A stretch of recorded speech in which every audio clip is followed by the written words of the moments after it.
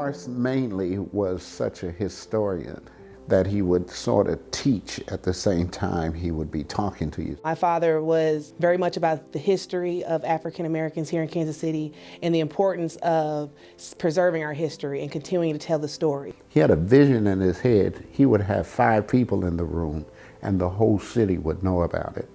He had that kind of thought. In other words, that this is a historical event.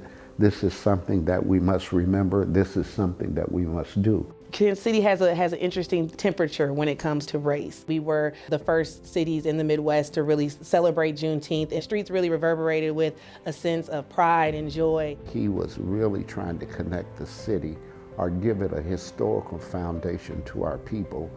And so he said we were going to have a parade. That became the centerpiece of the Black Archives.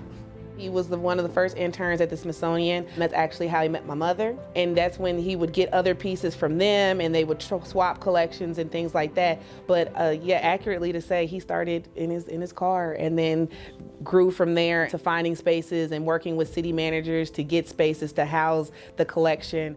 They worked at the archives to put on exhibits around the city. Pete bought the Emancipation Proclamation here, and he toured it at the Nelson Art Gallery. I know my dad probably had to pull a lot of strings and make a lot of connection calls with that, but I think he saw it as, a political move to have it at the Nelson, to build those relationships, and for it to be a blending of those communities to say, we all have a piece in this.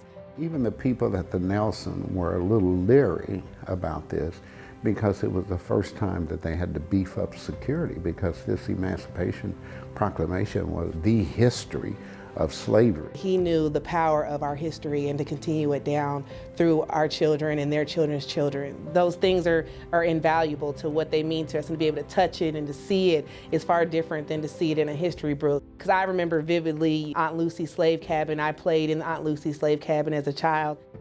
In our educational system, it is clear that the writers have had the edge in history.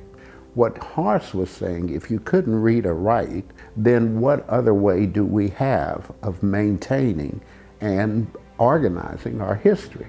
So he started the storytelling, and through that medium, he was able to convince people that history, Black history, was very important.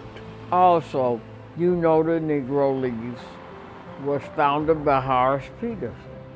I know he would be extremely proud to see, everything where it stands. Bob Kendrick does amazing work with the Negro Leagues Baseball Museum. The Jazz Museum is doing wonderful as well. And then now with the Black Archives going into that beautiful space, it's all of what he saw in his vision, and to see that others worked hard to make it come to light. It's a beautiful thing in his memory.